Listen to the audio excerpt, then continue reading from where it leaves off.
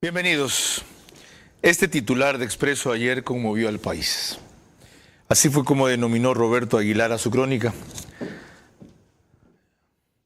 7.000 crímenes que Correa escondió. 7.379 muertes indeterminadas en el periodo de Correa. Denominamos nosotros al espacio de hoy. Y esa es la conclusión a la cual llega un PhD en economía ecuatoriano, Arduino Tomasi, investigador de la Universidad de Chicago, actualmente residente allá, quien estableció la existencia de esa cantidad de muertes indeterminadas, sin explicación conocida, mientras las cifras récord de las que Correa se ufanaba tenían que ver con muertes violentas, inexplicablemente bajas en su periodo. Ahora entendemos por qué estaban inexplicablemente altas estas. ¿Cómo llegó Arduino Tomasi a esas cifras? ¿Qué sugiere su hipótesis? ¿Y quiénes deben reaccionar en el Estado, más allá de la lluvia de ataques y amenazas recibidas por él? Lo indagaremos en los próximos 60 minutos, con la ayuda y testimonio de dos padres que han perdido a sus hijos. Uno de ellos avistado recientemente en el Mall del Sur, y otro de ellos, el de Alexandra Córdoba, hace más de una década. Recuerdo haberla entrevistado en Ahora Quemarropa por entonces. Y hasta ahora, ninguno de los dos tiene respuestas. Quizá puedan estar en el tema que tratemos hoy.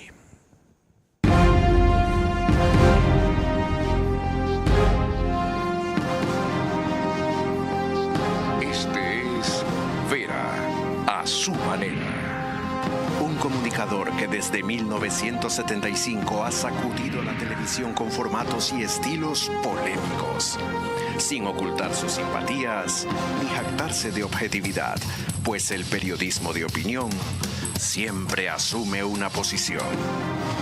Bienvenidos a coincidir o discrepar con Vera, a su manera. Opinión con propósito. Democracia.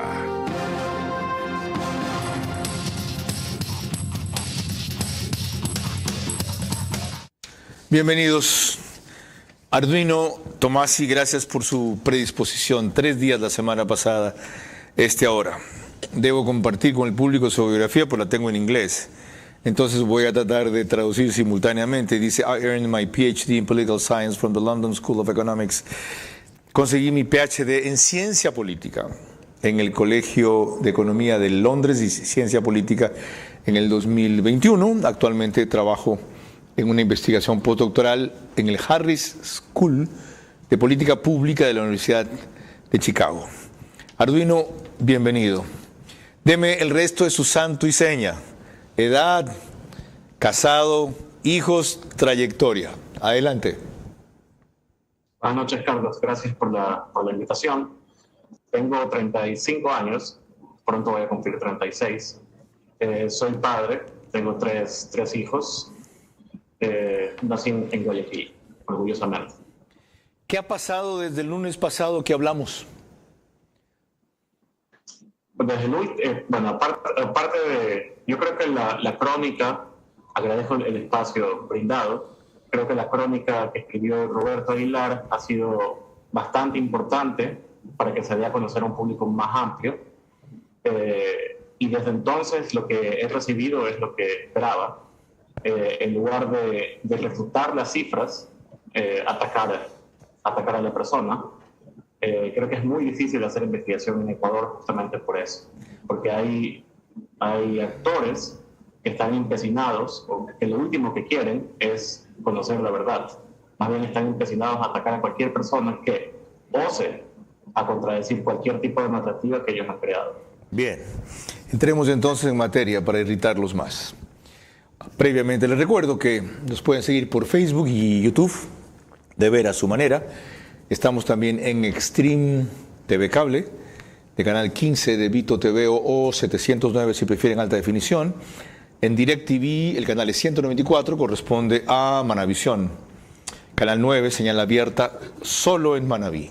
Además, Gracias a RTV estamos en todas las cableras, en DirecTV canal 177, en CNT canal 12, TV Cable canal 69, Claro TV canal 30 y Cable Unión canal 9.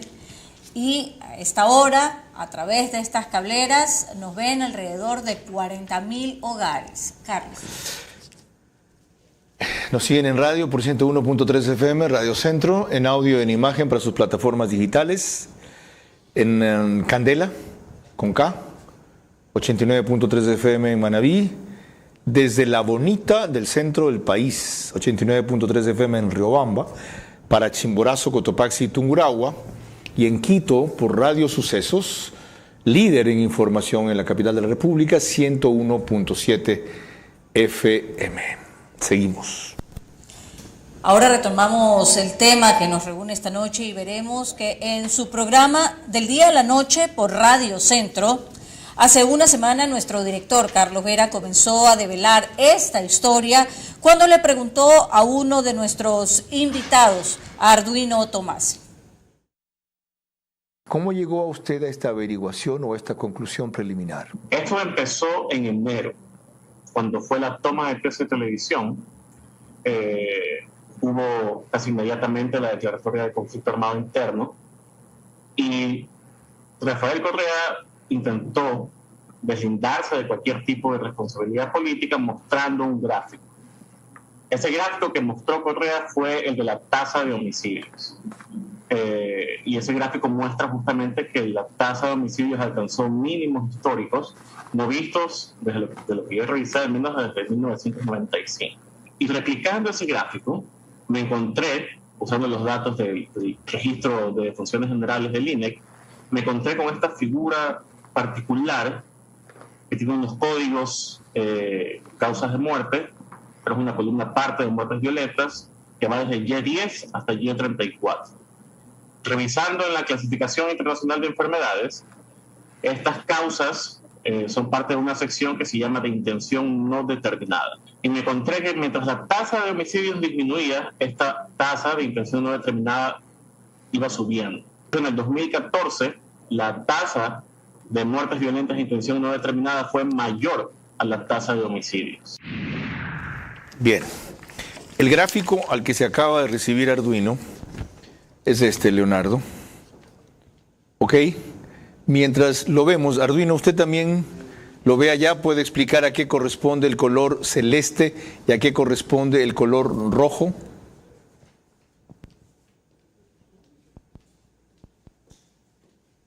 ¿Lo está viendo, Arduino? Sí, el color azul corresponde a la tasa de homicidios. Y el color rojo que está ahí lo está sumando también suicidios, pero digamos que esa tendencia corresponde a las muertes violentas de intención no determinada, que son muertes en las que no se sabe si son accidentes, suicidios u homicidios. Ya. El periodo examinado es 2007-2017. Antes de eso, ¿había esta categoría de muertes de intención indeterminada? Sí, esa categoría existe de acuerdo a la clasificación internacional de enfermedades, que es lo que utiliza la Organización Mundial de la Salud. Esa cifra siempre ha existido, pero lo inusual es que si revisa la tendencia de homicidios y de las muertes de intención no determinada, lo que corresponde al mismo fenómeno social, que es el fenómeno de la violencia, las dos siempre se movían de forma, en la misma dirección. Si los homicidios suben, también esta tasa de intención no determinada tendría a subir. Pero ese patrón se rompe una vez que sale la base de Manta. Okay. Y cuando sale la base de Manta, lo que vemos es que la tasa de homicidios cae, pero la tasa de muertes violentas de intención no determinada sube y es superada, y las muertes de intención no determinada superan a la tasa de homicidios en el 2014. Ok, ¿por qué cita eso como un turning point? Como un punto crucial, como el hecho que marca el viraje en la tendencia. Sí, ese hecho lo hice me encontré, cuando crucé las muertes violentas de intención no determinada, intentaba ver cómo se movía eso y también cómo se movían las incautaciones de cocaína. Y lo que yo veía era que cuando caen las incautaciones de cocaína, en la tasa de muertes violentas de intención no determinada sube, y viceversa. Ese patrón, esa particularidad emerge de manera notable una vez que sale la base de manta. Ok, hay una precisión nada más semántica, si se quiere. No sale la base de manta, sale el FOL, ese puesto de avanzada exclusivamente para operaciones antinarcóticos que tenían los Estados Unidos. La base Eloy Alfaro de Manta, lo digo porque es mi tierra, ¿ya? Es permanente de la Fuerza Aérea Ecuatoriana y allí sigue. Se fueron los gringos, para decirlo de otra manera, que es lo que quería obsesivamente Correa. Ahora, de lo que usted analiza, la conclusión parece obvia. Es decir, capturan más droga, sube la violencia. Capturan menos droga, baja la violencia, ¿correcto? En realidad, esto es curioso y esto es un fenómeno que no existe en la literatura, porque lo que usted acaba de decir, Carlos, es precisamente lo que se espera. Pero lo que ha ocurrido en Ecuador es algo distinto. Lo que ha ocurrido en Ecuador es que cuando caen las incautaciones, estas muertes suben. Y eso es extraño. La explicación estaría entonces... La forma que yo interpreto esto de aquí es, primero es el efecto de la salida de la base de manta sobre las incautaciones. Okay. Está un estudio del economista Manuel González, ecuatoriano, y él estima que hay un quiebre estructural en las incautaciones de cocaína una vez que sale la base de manta. Correcto. Y las incautaciones caen en promedio un 75%. Caen las incautaciones porque sale la base de manta. ¿Ok? ¿Ya? Luego, ahí viene una cuestión. ¿Por qué caen las incautaciones en un 75%? ¿No hay cocaína para incautar? Es extraño. Entonces, no sé si hasta ahora esto está claro. Sí, pero la explicación sería, yo entiendo, yo tengo claro que usted plantea las cifras y elabora una hipótesis. La explicación o la conclusión requiere más elaboración, lo tengo claro. Pero la explicación sería, como hay menos droga en el mercado, ¿hay más disputa entonces por la misma cantidad de droga? Aquí viene la interpretación. Si es que asumimos que sí hay droga para incautar, sino que simplemente no se la incauta, lo que significa cuando caen las incautaciones de cocaína es simplemente una disminución de los esfuerzos antinarcóticos. No se está implementando las políticas antinarcóticas. Entonces hay más droga en el mercado. Entonces hay más droga para traficar y el narco se mueve. Y cuando el narco se mueve, el narco mata. Y eso se refleja en las tasas de muertes violentas de intención no determinada. Muertes violentas que a la vez, otra vez se presume, ocurre principalmente por enfrentamientos entre ellos en los territorios que de alguna manera en ese tema prácticamente controlaban. Exactamente, y aquí viene la otra particularidad. Caen las incautaciones, hay menos esfuerzos antinarcóticos, suben la tasa de muertes violentas de intención no determinada, pero ¿en dónde suben? Resulta que estas muertes se concentran geográficamente. ¿En dónde? En las rutas de la cocaína, como en la frontera con Colombia. Ok, y hay inclusive un mapa sobre eso, ¿verdad? Que usted hizo. Exactamente. Yo lo que hago es ilustrar los aumentos en variación porcentual de la tasa de muertes violentas de intención no determinada. Y, por ejemplo, encuentro que del año 2009 al año 2010, y el evento que ocurre entre esos 2 años es la salida de la base de manta, en el 2010 la tasa de muertes de intención no determinada se dispara, explota en el norte, en la frontera con Colombia, agrupándose en provincias como Esmeraldas, Tarqui, etc.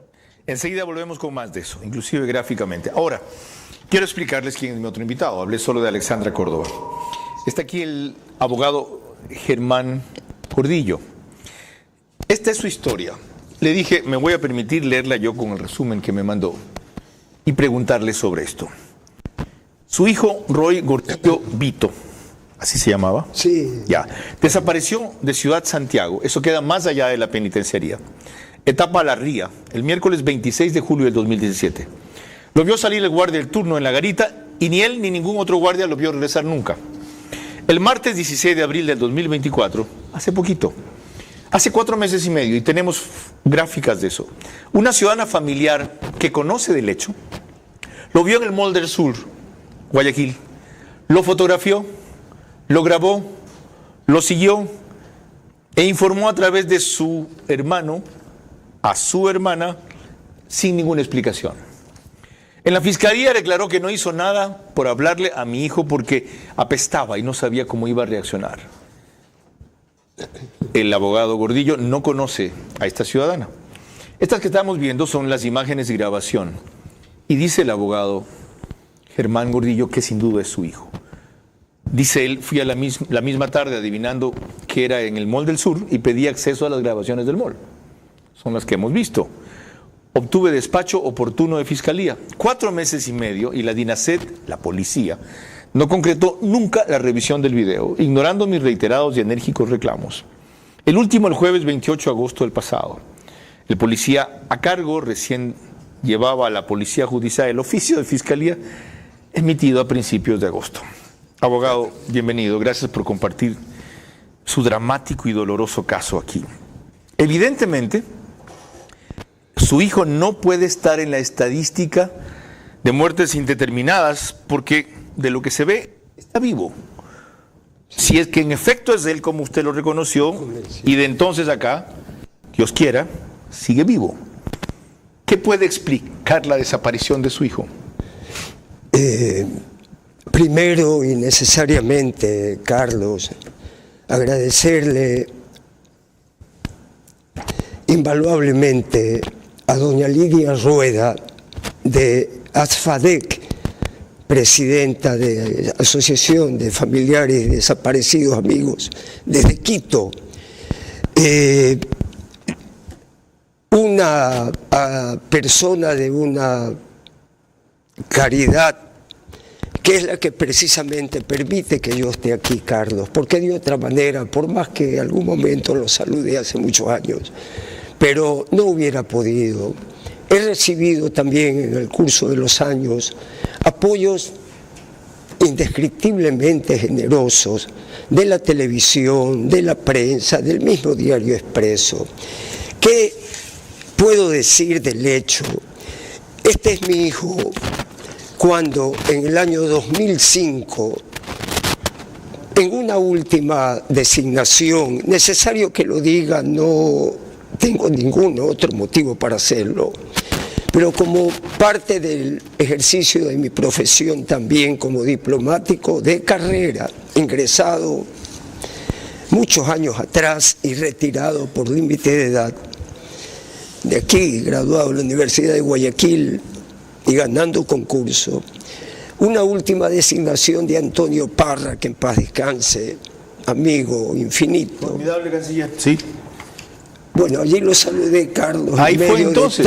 Sí, pero usted no tiene por qué acordarse. En el cóctel en la casa de él. No me puedo olvidar de claro, usted. Él fue el canciller en el 2005-2006. Y designado a New Jersey, mi hijo, que tenía aquí estudios excelentes de medicina, de la policía, no, me voy contigo, vamos, hijo. Al mes que llegamos, se fue a aventurar con esfuerzos infinitos, realmente heroicos, persiguiendo ilusiones, pero se graduó, volvió a empezar y se graduó. En Ciencias de Salud Pública en la Universidad de Nueva York. En Queens College, ¿ya? Vuelto a graduar al 2010, con todos los reconocimientos y por supuesto a costos que dentro de mi economía no podía pagar, pero él trabajaba 2, 3 trabajos diarios y vivía lamentablemente en condiciones casi infrahumanas, en un hueco. En Estados Unidos. En Nueva York. Así toca cuando uno quiere surgir. Pero hay una pequeña diferencia, sí, señor. Carlos. Hay un límite en el sacrificio. Este es el título final de la Universidad de Nueva York. Y Máster en Ciencias de Salud con especialidad en nutrición. Es este el título. ¿Qué es lo que quiere decir esto? Que difícilmente un chico con esa formación, primero va a desviar hacia el mal, o segundo, va a dejar su casa sin avisar. ¿Qué pudo pasar? Lo que pasó fue que en su ilusión, creyendo que a base de estos títulos, de las relaciones que tenía con una conducta impecable, lideraba abrir bibliotecas los días sábados en la tarde. Abreviemos, ¿qué pudo pasar? Pudo pasar que en su nivel y condición de vida entró en un estado de depresión, de ansiedad, de esquizofrenia, de bipolaridad, porque en enero del 2014 yo estuve allí y le dije, cuelgue el título, dedíquese a trabajar. No lo hizo, cayó en una depresión profunda y desde entonces estuve yendo y viniendo hasta el año 2016, en que finalmente lo regresaron, saliendo y entrando de clínicas muy malas. Las personas con las que vivía no tienen la culpa. Ok, lleguemos hasta ahí con la historia. Desapareció. Regresó en el año 2016. Estuvo en la casa desaparece. Y viene una tía, hermana de su madre, que en paz descanse, viene desde España a saludarlo, a querer ayudarlo. Lo invita a ir a su casa allá a Ciudad Santiago, a la salida de Guayaquil. Se regresa a España, lo deja allí contra mi voluntad. ¿Ya? No quiso regresar a nuestra casa y de allí desapareció. Ok, lleguemos hasta ahí, les decía, con la historia, porque la siguiente parte es preguntarnos por qué la policía, después de los nuevos testimonios que hay de él, no se ocupa en localizarlo. Pero esto tiene relación con otro aspecto de la investigación de Arduino Tomasi, que trataremos enseguida. Él nos va a contar lo que pasó con trata de niños y personas desaparecidas. María Clara. Cuando volvamos en el siguiente bloque recordaremos lo que oportunamente denunció aquí en esta materia, pero sin mayores estadísticas, el actual candidato presidencial Jorge Escala cuando era asambleísta. Además, vía Zoom tendremos la intervención de Alexandra Córdoba, mamá de David Romo. 7.379 muertes indeterminadas. No pueden ser escándalo de una semana y olvido para siempre. En medio de todas las urgencias del presente, la única forma de evitar que algo peor o igual ocurra en el futuro es sancionando a los responsables del pasado.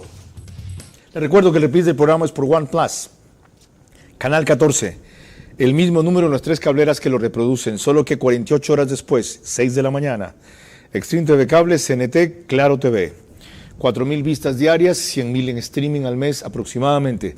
El periódico digital Ecuador en Vivo reproduce un resumen en su portal de noticias y página principal apenas termina. Y en el Oriente, la radio que emite el programa al día siguiente, 24 horas después, es el reprise, 13 horas. Nina Radio, 104.7 FM desde Puyo, Paranapo y provincias aledañas. Seguimos, María Clara.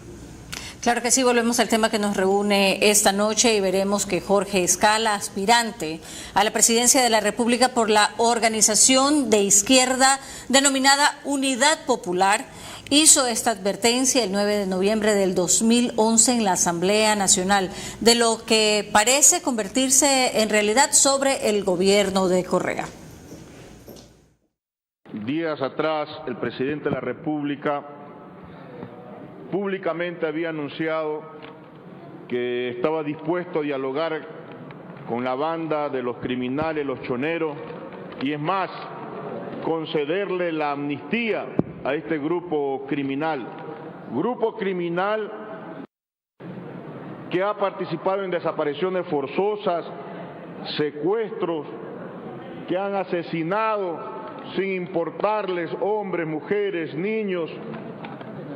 Sin embargo, o mientras el presidente de la República invita al diálogo a esta banda criminal, pretende entregar amnistía a estos grupos de avesados criminales, no quiere dialogar, para poner un ejemplo, con los maestros, mientras quiere amnistía para los criminales choneros, no quiere dialogar con los estudiantes, a quienes hoy están siendo perseguidos con más de 200, si se quieren, sumarios e instituciones educativas por el simple hecho de luchar por un mejor bachillerato en el Ecuador.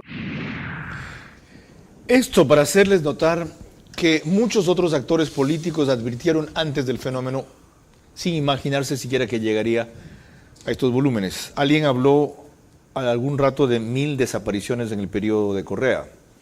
Ahora estamos hablando de 7.379 muertes indeterminadas entre el 2007 y el 2017. Pero cuando Plan B, que hace una reseña de la investigación de Arduino Tomás y le pregunta, ¿todo esto es deliberado?, él responde, en mi opinión, la evidencia es tan abrumadora que cada dato se refuerza mutuamente. Esto fue deliberado. Explíqueme esto un poco mejor, Arduino.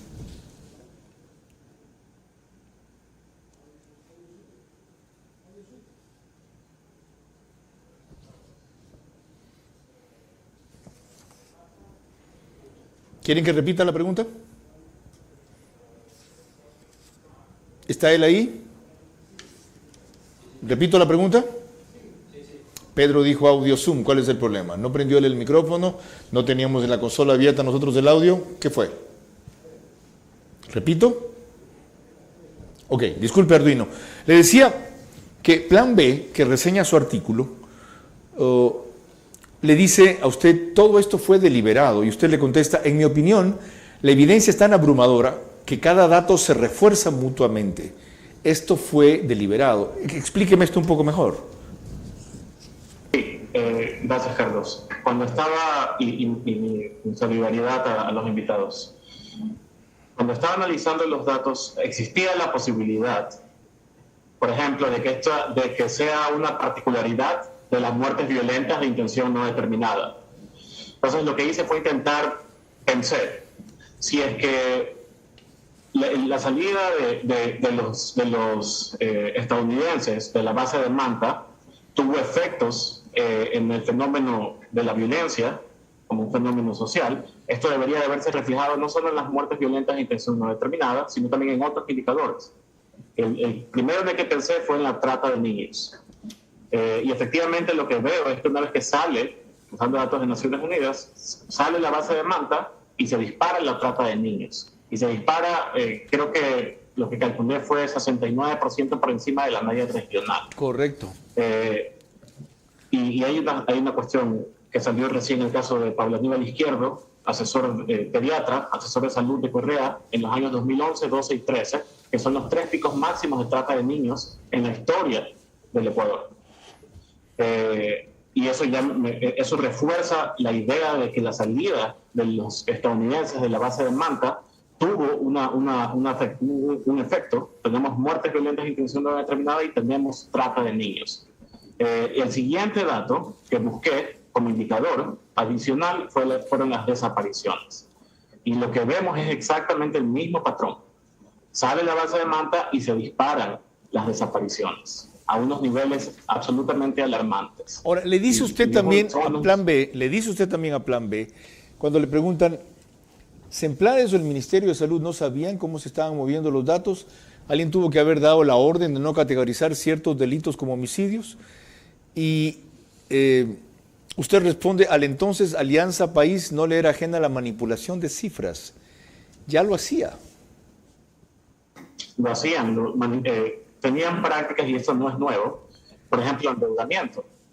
Para no salirse del tope, del techo constitucional, hubo las denuncias en su momento que si mal no recuerdo, las hizo Walter Spurrier, acerca de cómo estaban moviendo las categorías para intentar no pasarse del techo de la deuda. O sea, estaban manipulando cifras. A Alianza País nunca le fue ajena la manipulación de cifras. Pero parece que no han tenido líneas rojas, porque manipular cifras de muertes violentas es un delito sumamente grave. Ahora, es curioso que eso lo hagan usando datos estadísticos de ellos mismos, de su gobierno, en este caso del INEC, en ese periodo. ¿No era mejor ordenarle al INEC no publiquen esta cuestión de allí?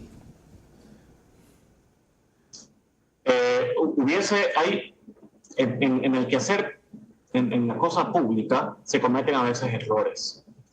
Por ejemplo, quizá lo más conveniente hubiese sido simplemente no registrar esas muertes.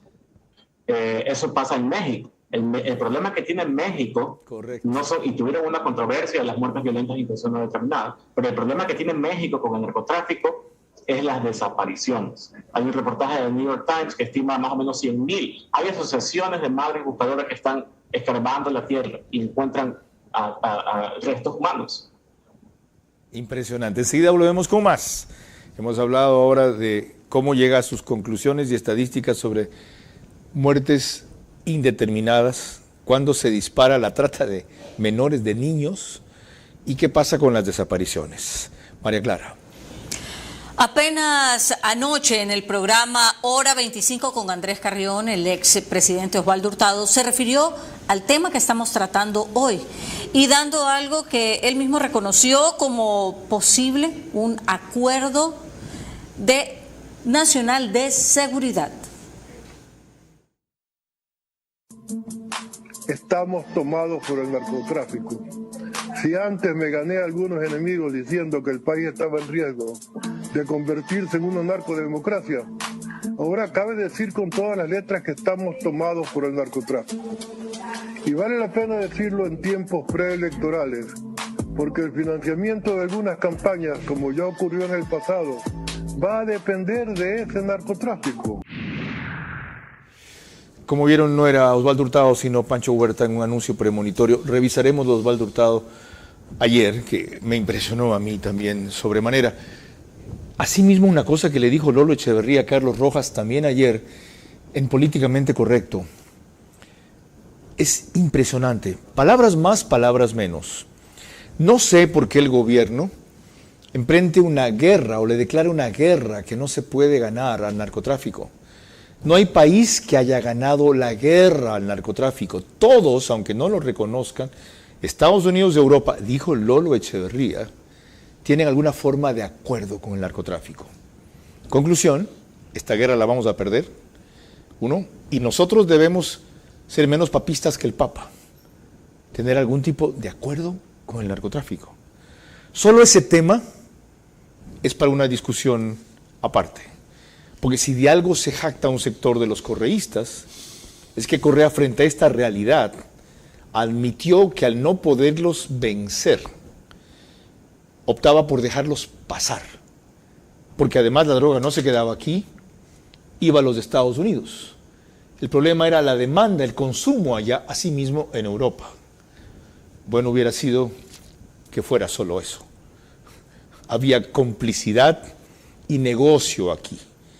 Y ese paso no era gratis, sino que sirvió para empoderar una clase política que ahora quiere volver, aprovechándose del tema que ha desnudado Arduino Tomasi, que no hubo muertes violentas. Ajá.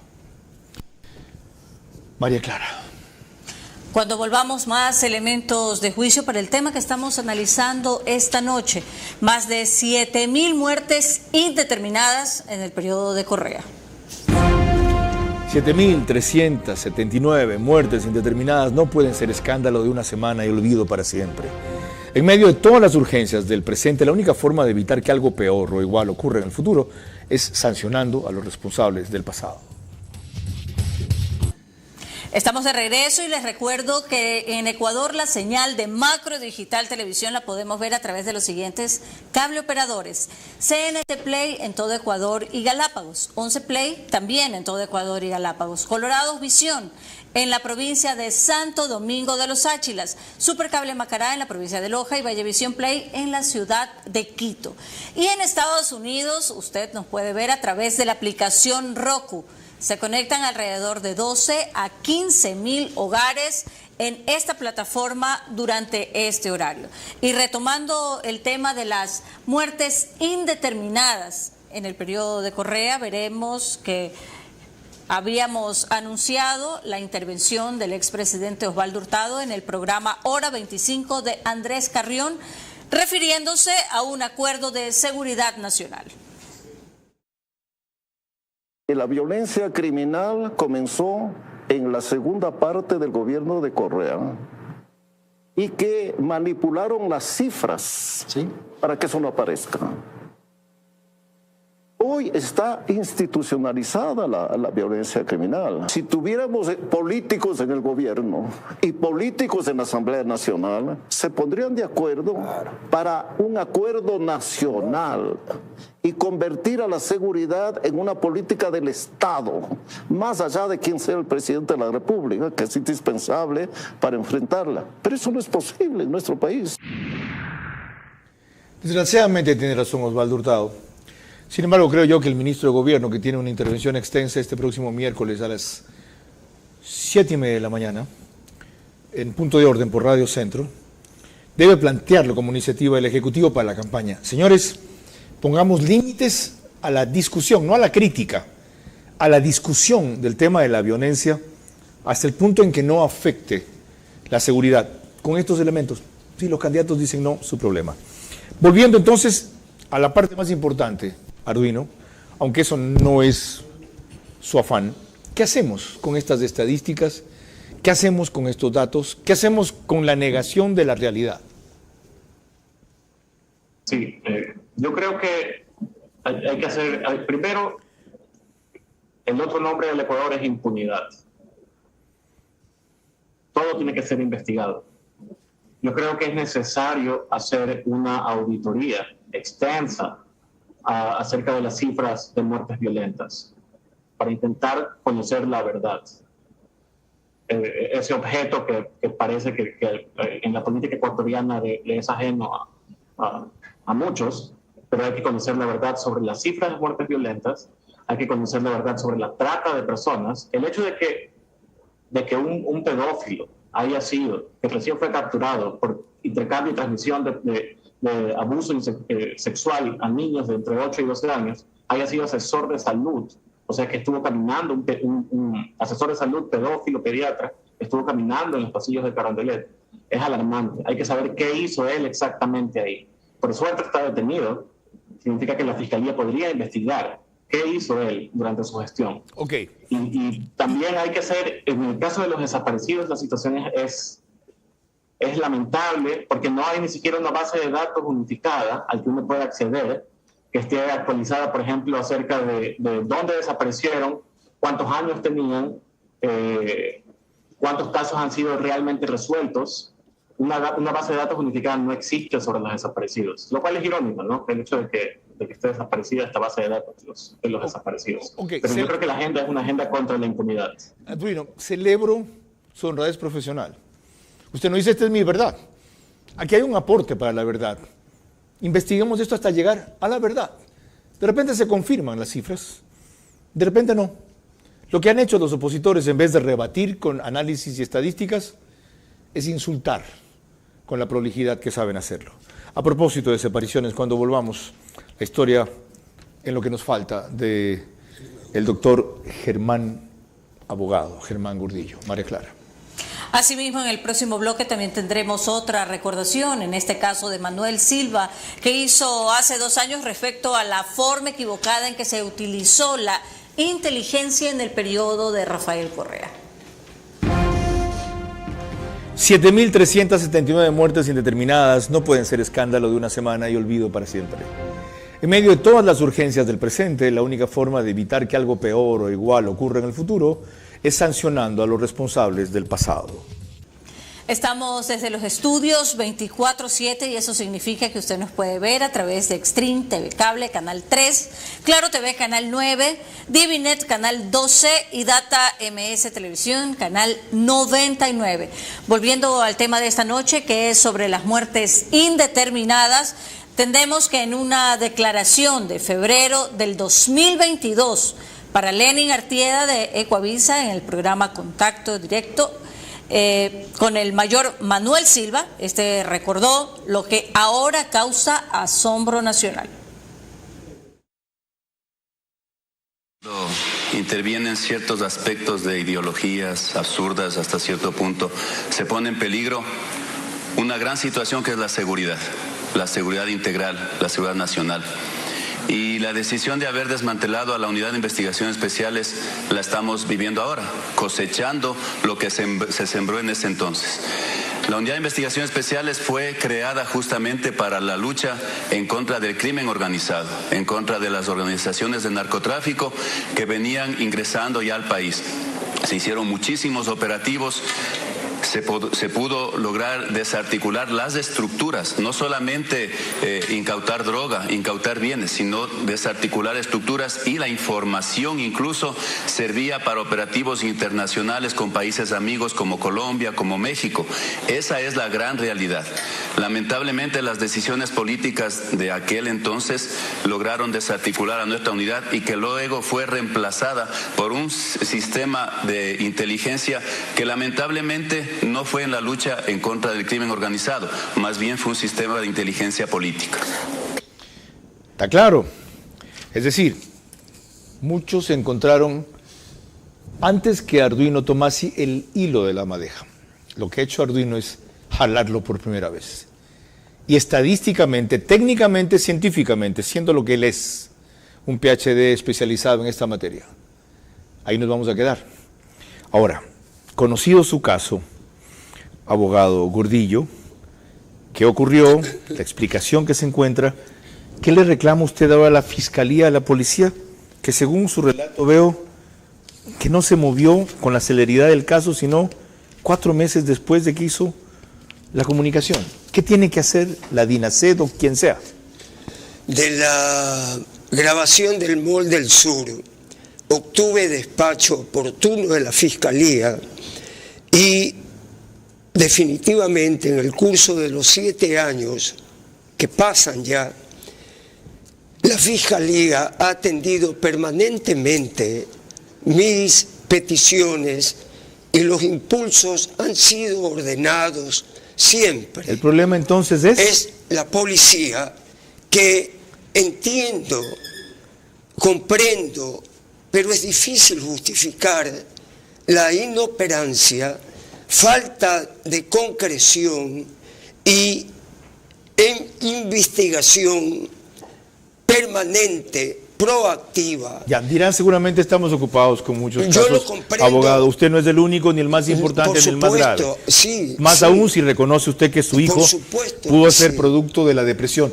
¿Usted estaría dispuesto, o no sé si eso legalmente es posible, usted es abogado, a dar una autorización para que lo detengan junto con un informe de un médico o psiquiatra y sea llevado de inmediato? Está autorizado dentro de la misma normativa legal, y la policía lo ha indicado. ¿Y dónde tendrían que llevarlo si lo capturan y lo localizan? Si así es, la policía suele asumir la persona, la lleva inmediatamente a un centro de salud pública que verifiquen el estado de su condición y llaman inmediatamente al pariente registrado, en este caso soy yo, para que acuda a recibir al hijo. Mil gracias. Y luego de ello, déjeme mostrarlo. Ya voy. Exhibirlo en la Fiscalía a objeto de confirmar su presencia y archivar, cerrar el caso. Ya. Muchas gracias. Así es como se ve ahora, ¿verdad? Así debe Présteme verse. la otra. Así se tomó la cédula en 2016. Así es como se veía antes. Del extranjero. Ok. Es uno de miles de casos, pero puede ser cualquier rato, Dios no quiera, el de ustedes. María Clara. Cuando volvamos en la parte final de nuestro programa, mis preguntas para uno de nuestros invitados esta noche, sus últimas reflexiones y también el comentario de nuestro director Carlos Vera. 7.379 muertes indeterminadas no pueden ser escándalo de una semana y olvido para siempre. En medio de todas las urgencias del presente, la única forma de evitar que algo peor o igual ocurra en el futuro es sancionando a los responsables del pasado. Concluimos con el ritual final de este programa, que incluye las preguntas a el invitado central de este espacio, que por excepción ha estado por Zoom. Ustedes verán que es la primera vez que desarrollo una entrevista así. María Clara. Gracias, Carlos. Corresponden exactamente las preguntas para nuestro invitado, Arduino Tomassi, recordándole que deben de ser respondidas en términos de sí o no. La primera pregunta para usted, señor Tomassi. ¿Considera que pondría en peligro su vida si regresa al país como lo hizo en enero de este año, ¿sí o no? Sí. La segunda, ¿estaría usted dispuesto a defender estadísticamente su hipótesis ante alguien que la cuestione desde la misma vertiente, sí o no? Sí. La tercera, la causa de esas muertes indeterminadas en las zonas que controlaba territorialmente el narcotráfico, ¿sería el enfrentamiento entre ellos mismos, sí o no? Sí. La cuarta, Lolo Echeverría, un celebrado analista político, sostuvo ayer que todos los países tienen algún tipo de acuerdo con el narcotráfico, incluso Estados Unidos y los países de Europa, que es un mal imposible de erradicar. Entonces, ¿debería tener un acuerdo similar el Ecuador, sí o no?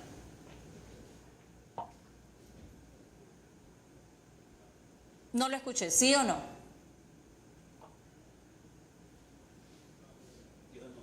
Dijo no. Ok, vamos con la quinta pregunta y la última. ¿Le teme usted a una denuncia penal por sus investigaciones e hipótesis, sí o no?